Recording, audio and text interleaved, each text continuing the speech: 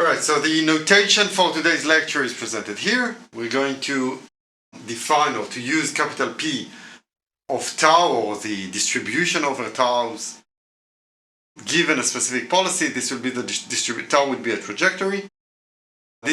So the capital P will represent the distribution of trajectories induced by a policy, right? If we follow a specific policy, then each time, because of stochasticity in the environment, we might see, even if we're using the same policy, we might see different trajectories in the environment, which form some distribution over sample trajectories.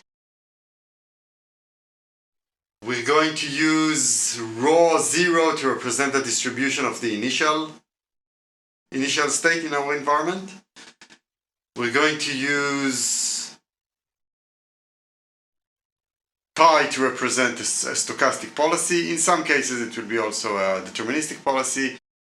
The stochastic policy is the probability of an action given a state. A deterministic policy is just pi of the state, and it will return the action, but this is just the stochastic version, where we sample the action from the distribution induced by the policy. And we'll use capital P of st plus 1 given st and at to represent the transition probability. So it's the same capital P, but it just takes different inputs, right? So this will represent our transition probability, transition function. Next, we'll also use define the distribution, again with capital P, of states over states given our specific policy. This will represent the distribution of states induced by a policy. Okay, so it's very similar to the trajectory, only now it's a distribution over states and not over trajectories. Of course, trajectories are composed of states, so see that these two are very related to, but are not exactly the same. We'll use capital D to represent the set of demonstrations. This will commonly be a state action demonstration. So for a specific state, what will the demonstrator do? The demonstration action. This will be, of course, drawn from the distribution of over states induced by our demonstrator policy, pi of D. In some cases, capital D will be composed of trajectories, but of course I'll mention that when we'll observe that. And these are usually assumed to be obtained by rollouts using the demonstrator policy.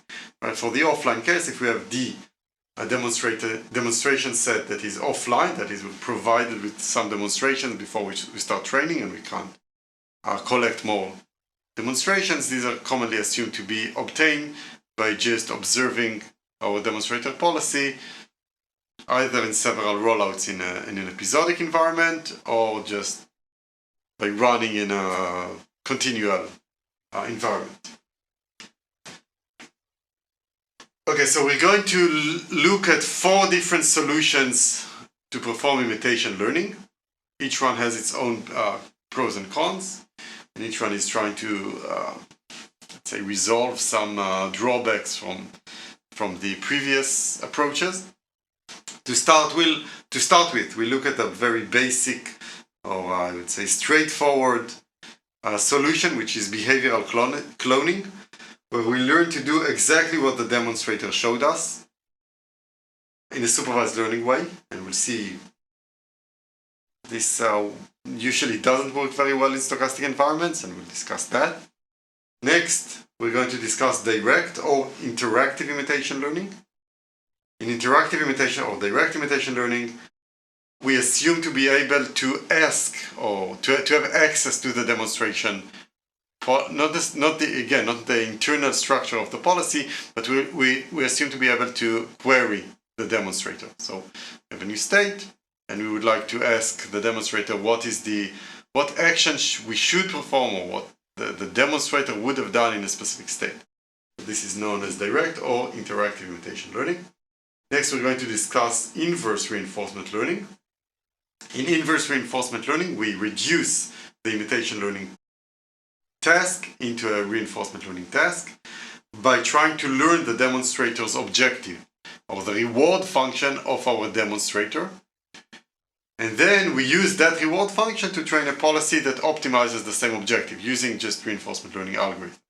Now this might sound like a bit of going around. Maybe it might sound a bit unnecessary, but it results in more robust training compared to behavioral cloning, because we're not just trying to imitate the demonstrator in the specific states that we got as demonstrations, but we're trying to do something deeper, which is to learn what the demonstrator cares about and then to provide a policy that, well, optimizes that objective function. And this usually leads to more stable performance, more stable learning. Finally, we're going to discuss a generative adversarial approach, where we're trying to learn to act indistinguishably from a demonstrator. Okay, so this is a common, again, generative adversarial network framework, right? Where we're trying to train a discriminator to identify whether a trajectory is coming from the demonstrator, or we just generated it by a counterfeit policy. We'll train that, and simultaneously we'll train our policy to fool the discriminator, right? So that's just a common generative adversarial framework. Okay, so let's start with the straightforward, the more intuitive, I hope it's more intuitive, I think it's more intuitive, solution to imitation learning, which is behavioral cloning. So what we're doing here is we're trying to reduce the imitation learning problem to supervised learning. So we'll just take the set of state and actions from the demonstrator and just train a policy using supervised learning to output similar actions in similar states. So learning the policy is defined as an optimization problem, right? Specifically, we're trying to learn the best policy which minimizes the expected loss for all of the states over all of the states that exist in the demonstration step. So over all of the state and actions that exist in our demonstration that we received as demonstrations, we'll try to train our policy to output similar actions, right? Actions that are similar. So this is our policy that we're training, pi of theta, and we would like it to output. So this is, by the way, a policy that is deterministic in this case. We'll try to output actions that are as close as possible, that have minimal loss with respect to the action produced by the demonstrator. By the way, must we have a deterministic policy here? Not necessarily. Not necessarily, usually it will be a bad idea. That is because it won't be differentiable. So in many cases we might do this, we might solve this as a multi-classification problem with a softmax and a log loss, for instance, right? Eventually we might want to converge on a deterministic policy, or this is indeed our goal, but practically we're going to use a soft policy, probably with the softmax, if we have discrete actions, and we'll try to minimize that loss. What do we get? We get a policy that minimizes the one-step derivation error, or one-step deviation error or deviation loss along the expert trajectory. Okay, so again, for all of the states that we've seen by the expert, by the demonstrator, we'll try to minimize the difference in the action we choose on those states. What's the problem here? You might be limited to only a few states in your demonstrations. So, you know what? You're right, but that's a problem that we need to solve. It's a general supervised learning problem, right? You need to have enough training data. Let's say we got enough training data. But still, I would say that there's an inherent problem here, right? The problem is we won't be able to get to a loss of zero. Why is that? I mean, even if we train it over and over and over again, and we have a lot of training data, we have some approximation limitations. Mm-hmm. right? For instance, if we're using a linear approximator and try to fit a nonlinear function, or even if we have a deep neural network but it's not able to represent our demonstration policy. So we'll minimize the loss, but it won't be zero.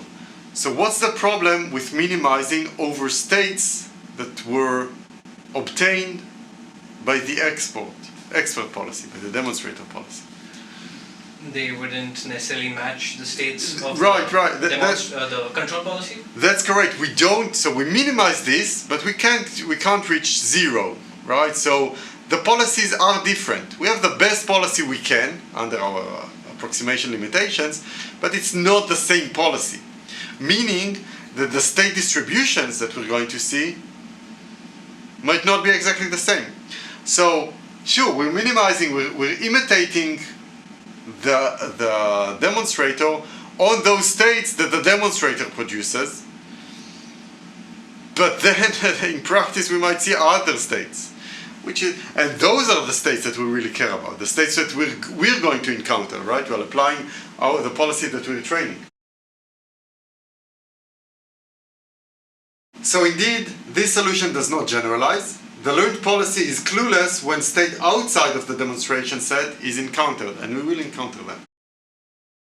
Right, so this is from a seminal paper in this, for imitation learning. They say, as soon as the learner makes a mistake, it may encounter completely different observations than those under the expert demonstration that is within our training set D.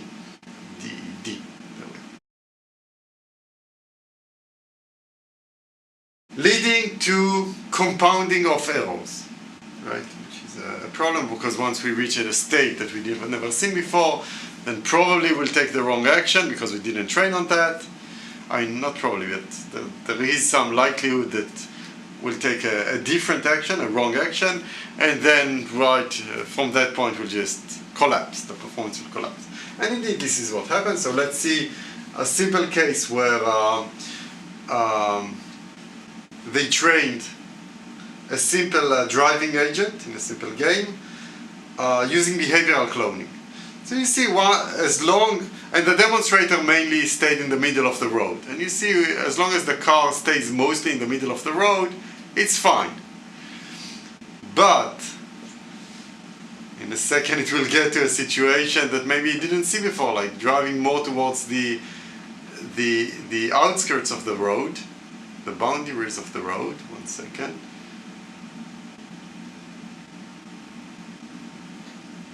Oh, sorry, that was the demonstrator. Okay, so that was the demonstrator. And you saw the demonstrator mainly stayed in the middle of the road. Okay, and now you'll see after we train a behavioral cloning agent, you'll see once it reaches the outskirts of the road, it didn't see those states while training. And you'll see that it might take a very wrong action, like doubling down on going off the road, driving into over the edge.